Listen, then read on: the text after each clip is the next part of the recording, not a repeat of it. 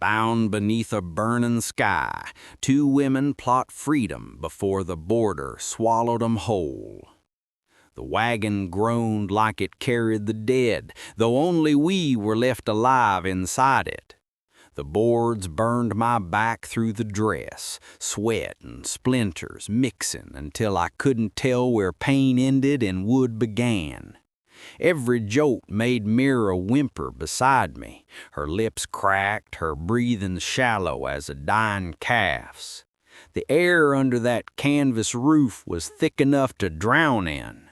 I remember thinking it wouldn't heat anymore. It was punishment. The man outside joked over the creak of the wheels, words too slurred to care who heard. One called me cargo, another said we'd fetch more if we kept breathing till Yuma. Every mile we rolled, I prayed for the wheel to break, for the sun to split 'em open the way it did us. When Mira went quiet, I panicked. Her head lolled against my shoulder, and for a heartbeat I thought she'd slipped away. The man riding nearest heard my muffled cry.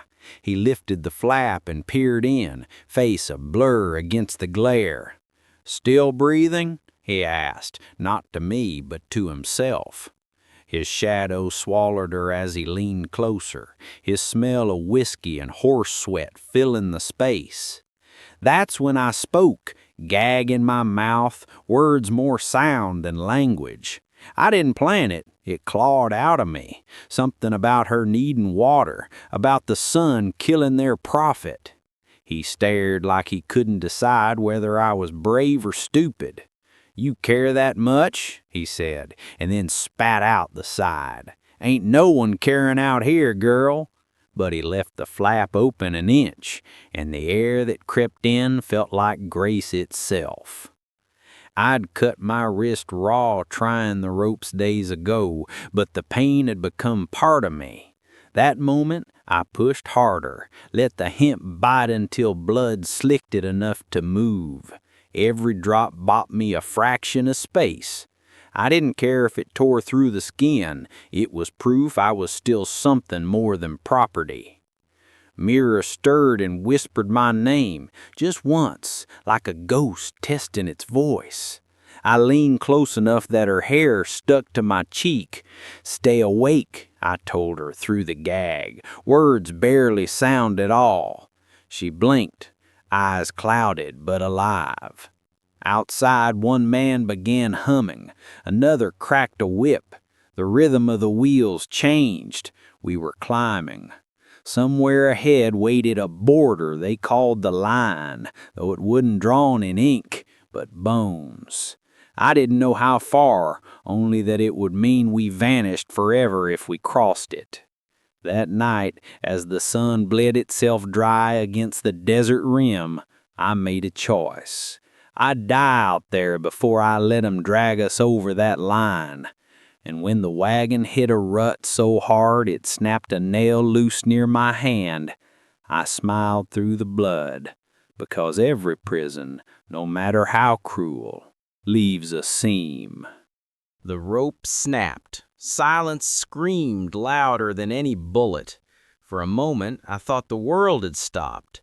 The wagon still rocked, the horses still snorted, but inside that dark wooden coffin, I was free. My wrist burned, slick with blood, the skin ragged where the rope had eaten it raw. I swallowed the taste of copper and fear. Mira's eyes found mine, wide and wet in the moonlight leaking through the slats. The men outside had drunk themselves quiet. I could hear their snores, low, beastly things circling the campfire. One laughed in his sleep, and I froze, hand still halfway to the small shard of wire I'd hidden weeks back in my sleeve hem. I'd stolen it off the wagon floor the day we were taken. Never thought it'd survive this long. I worked it between my fingers, sawing at Mira's bindings. Every scrape of the wire sounded like thunder in my head. The wagon groaned once, and we both went still. Then nothing. Just the whisper of wind through the desert brush. When her wrists came free, she gasped so loud I thought it'd end us. I clamped my hand over her mouth, and she nodded beneath it, eyes pleading forgiveness. I pulled the gag from my teeth, tasted air again for the first time in forever. It hurt going in, sharp and cold. The flap hung loose where the drunk one had left it open earlier. I could see the fire through it, the glow painting the sand like spilled blood. Their guns lay close, but not close enough to risk. Freedom was a fragile thing. It could vanish in one wrong breath. I helped Mira crawl to the back. Her legs shook like new colts, but she moved. We dropped down quiet as fallen cloth. The ground hit harder than I expected. I felt every stone through my bare feet, but I didn't stop. We ran. Through sagebrush and thorns that tore our skirts to ribbons. The night air carved our lungs, but I welcomed the pain. Behind us, the campfire faded to a single orange flicker, then nothing but black. At one point, Mira stumbled. I turned back, lifted her by the arm. "Keep moving," I hissed. "They'll wake soon." She nodded, tears cutting pale lines down her dusted cheeks. The desert at night wasn't quiet, it breathed. Owls, coyotes, the endless whisper of sand shifting beneath our feet. The stars were cold witnesses above us. I didn't dare look long at them. They reminded me too much of eyes that didn't care. Hours later, my feet were bleeding, my throat sandpaper. We stopped under a cluster of dry mesquite, collapsed into the shadows. Mira's hand found mine. She didn't speak. She didn't have to. For the first time since they took us, I felt something break inside me that wasn't fear. Maybe it was faith, maybe madness, but I knew one thing. We'd made it out of that wagon. And if they came for us now, they'd have to drag us back dead. Somewhere behind us, a horse neighed, then another. They'd noticed. He offered them water, but mercy in the desert has a price. By dawn, the world had turned gold and cruel again. The sky stretched forever, and the sand glittered like it was mocking us. Mira collapsed first, face buried in her arm. I followed not long after, knees sinking in the brittle grass that cracked beneath the weight of nothing. My tongue felt like it had turned to leather. That's when I saw him, just a shape at first, shimmering through the heat waves. A man walking steady, a metal bucket swinging at his side, his shadow long and certain. I remember the hat, wide-brimmed and low enough to hide his eyes. The sun caught the water inside that bucket and flashed it in my face like a dare. Every story I'd ever heard about men alone in the desert screamed to run. But where? We were already ghosts in daylight. He stopped a few feet away. The bucket hit the ground with a dull thud, sloshing once. "You too lost?" he asked, voice slow, rough, like gravel had learned to speak. I couldn't answer at first. My throat cracked when I tried. He waited, one hand near his belt, not drawing, just reminding me it was there. "Please," I rasped, "water." He studied us, jaw working, sweat dripping off the edge of his hat. "You from that wagon I passed yonder?" he said finally. "Looked like trouble." Mira stirred beside me, lips bleeding from the heat. "They're coming," she whispered, voice so faint it barely existed. His gaze drifted toward the horizon, then back to us. "You got names?" I hesitated. In my head, I saw the rope burns on my wrists, the way they'd laughed when they'd tied us. Names hadn't mattered then, but something about this man's stillness, his refusal to fill the silence, made me answer. "Eva," I said. "She's Mira." He nodded once, like that was enough. Then he crouched, picked up the bucket, and offered it to me. The water was warm, tasted of tin and dust, but it was the sweetest thing I'd ever swallowed. Mira drank next, hand shaking so bad I had to steady her. When the bucket came back empty, he wiped his mouth with the back of his hand and said, "Nearest town's a long way. My place is closer. You can rest there." 100 warnings ran through my head. We'd escaped one cage, maybe we were walking into another. But behind him, the land shimmered with nothing but death. "Why help us?" I asked. He shrugged. "No one deserves to die like dogs in the sand." For a second, the heat shifted. The wind caught his coat, revealing the revolver at his hip. Old, worn, and cared for. The kind of gun a man carried not for show, but because life had made him. I looked at Mira. She nodded weakly, and just like that, we followed the stranger into the sun. Behind us, far off, the first echo of hooves rolled across the plain. One gunshot split the morning, and everything changed hands. His name was Thomas. We learned it halfway to his ranch, when the silence between us grew too heavy to bear. He didn't talk much, just walked with that quiet authority of a man who'd stopped expecting thanks for anything. The land around us stretched wide and empty, the kind of place where voices didn't echo. They just disappeared. By midday, we saw the roof line, a squat house of weathered wood, a windmill turning slow as prayer. Mira stumbled, and Thomas caught her without asking, lifted her arm over his shoulder. For the first time since the wagon, someone touched her without cruelty. We'd barely reached the edge of the clearing when a shout cut through the stillness. "There! The girls!" 3 riders emerged from the tree line, dust boiling up behind them. The one in front, broad, scarred jaw, eyes like spoiled milk, held his pistol high. "Them's ours," he barked. Thomas didn't flinch. He let Mira down gently and stepped forward. The breeze picked up his coat, showing the holster at his side. His hand hovered near it, but didn't draw. "Ain't nobody owns another soul out here," he said, voice even as leveled earth. The lead rider laughed, spit dark into the dirt. "You planning to preach us to death, old man?" What happened next was faster than breath.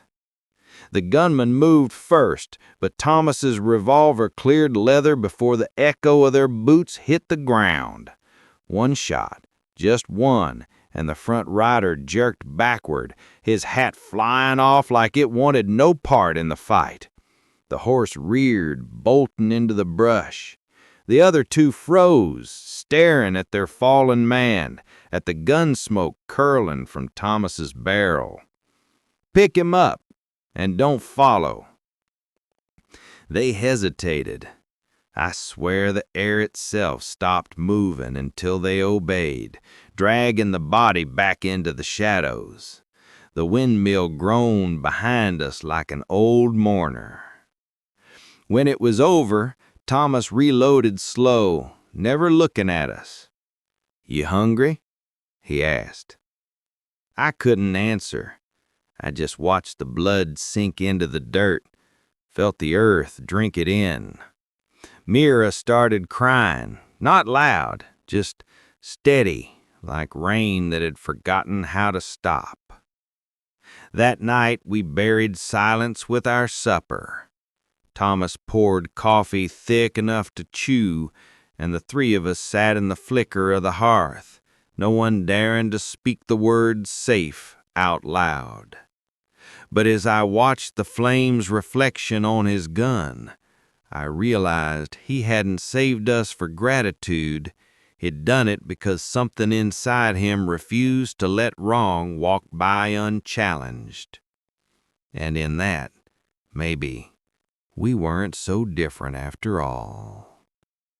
He hadn't shared a roof in 10 years until two strangers crossed his gate. The house was small, built by hard hands and solitude. Every wall carried the hush of years without voices. When Thomas opened the door, the smell of dust and old coffee drifted out. "Ain't much," he said, "but it holds." Mira sat by the table first, eyes darting to every shadow like she half expected chains to hang there. I found myself staring at a photograph nailed to the wall. Woman in a white dress, hair pinned, a baby balanced on her hip. The edges were curled, sun faded. Thomas noticed me looking. "Flora," he said, "and the boy. Fever took 'em." He didn't say when, and I didn't ask. Grief clung to him like the dust that never left the floorboards. He brought us clean clothes, his late wife's things folded with care, and a tin basin of water. When Mira touched the water, she froze, tears welling as if her body couldn't believe something so simple was real. I turned my face away because sometimes joy hurts worse than pain. Dinner was beans and silence. The only sounds were spoons against tin and the windmill outside, creaking like an old voice trying to join in. Thomas didn't pray, but his quiet felt like one. "Where you headed?" he asked finally. "Anywhere they ain't," I said. He nodded, as if he'd known that answer all his life. "You can stay here a spell, long as you need." Something about the way he said stay, not hide, not rest, felt heavier than kindness. Mira smiled weakly, fingers clutching her cup as if it might vanish. Later I walked the porch, watching dusk turn the desert purple. From the ridge I could almost see the road we'd come from, the same road they'd ride again once they regrouped. Freedom's shadow was shorter than I'd hoped. Thomas joined me after a while. He didn't speak, just leaned on the railing, staring out. "Place goes quiet after dark," he said. "I like quiet." "That's so. Most folks can't stand it. Quiet's where the memories talk." He went back inside, leaving the door open. That small act, unlocked, unafraid, felt like the first real mercy we'd been shown. For the first time since I'd forgotten who I was, I slipped through the night. But dreams came hard and tangled. The wagon, the men, the heat, and behind it all a sound I couldn't shake, the low thump of hooves far away, steady as time catching up. 3 riders came for blood. They left with gold and shame. Morning began soft, almost kind. The smell of coffee drifted through the open door, and sunlight spilled across the kitchen floorboards like forgiveness trying its luck. Thomas was already outside, oiling the hinges on the corral gate. Mira hummed while washing tin plates, her voice faint but alive. For one brittle heartbeat, I believed the past had lost our trail. Then I saw the dust rising on the southern ridge. Thomas saw it too. He straightened slow, eyes narrowing beneath his hat brim. "Stay inside," he said, but I'd spent too long caged to obey any man's warning. Mira and I watched from the doorway as 3 shapes resolved into riders. Same hats, same swagger, but meaner now. The one in the middle had his arm bound in blooded cloth. When they reached the fence line, Thomas was already there, rifle loose in his hands. "Didn't figure we'd see each other again," he said. The wounded man grinned through cracked teeth. "You got something belongs to us." "No," Thomas replied. "I got two people who don't." The standoff stretched thin as wire. The desert held its breath. One rider shifted, fingers brushing his pistol, and in that tiny motion the whole world nearly shattered. Mira grabbed my arm. I could feel her shaking. Then Thomas did something I didn't expect. He slung the rifle over his shoulder, walked back to the porch, and fetched a small leather pouch from the shelf by the door. He tossed it into the dirt between 'em. "That's gold," he said, "more than you'd make selling pain." The leader spat near his boots. "You think money changes what's owed?" His gaze didn't waver. "It's what keeps you breathing." They looked at each other for a long, ugly stretch of time. Then the leader bent, picked up the pouch, weighed it in his palm. Without a word, he turned his horse. The others followed. When their silhouettes finally vanished into heat shimmer, the silence felt heavier than gunfire. Mira exhaled like she'd been holding breath for years. "You should have killed 'em," she whispered. Thomas shook his head. "Killing's easy. Mercy costs." That night I sat by the window watching the windmill spin against the moon. The sound was different now. Not mourning, but warning. I thought about what he'd done, buying peace with what little he had, about the kind of man who'd rather pay in gold than blood. And for the first time, I wanted to believe that kind of man could still exist in this world. But belief is fragile. Out here, it breaks easier than bone. The house hadn't heard laughter in a decade, until now. Days blurred into something gentler. The wind still howled, the desert still burned, but inside those walls, life began to hum again. Mira filled the silence first, singing while sweeping, humming while cooking, her voice thin but steady, like a bird testing broken wings. Thomas fixed the porch rail she leaned on. I tended the garden he'd long given up on.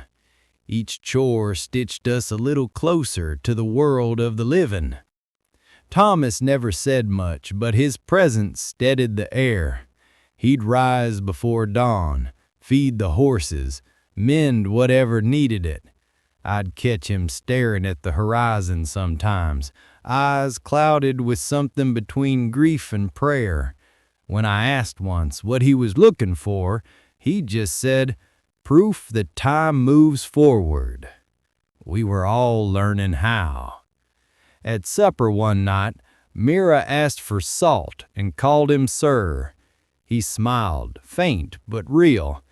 "Ain't no sirs in this house, just folks trying again." That broke something in me, softly, quietly. I hadn't realized how much I'd needed to hear it.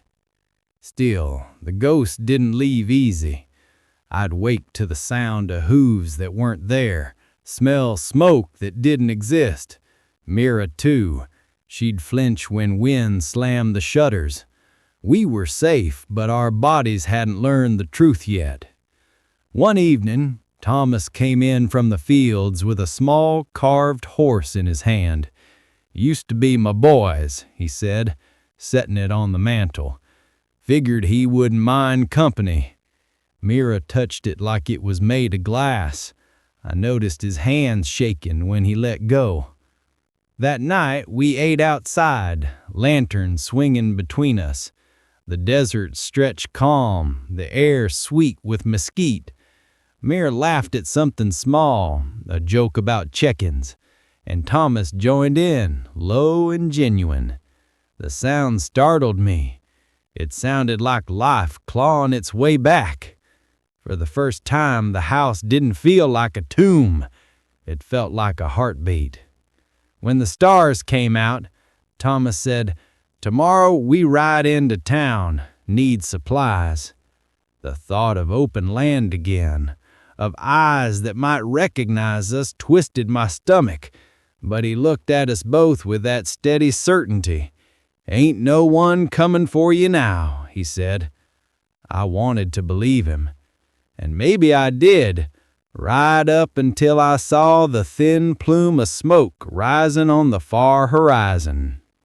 Sometimes the Wild West gives you a second chance and dares you to keep it.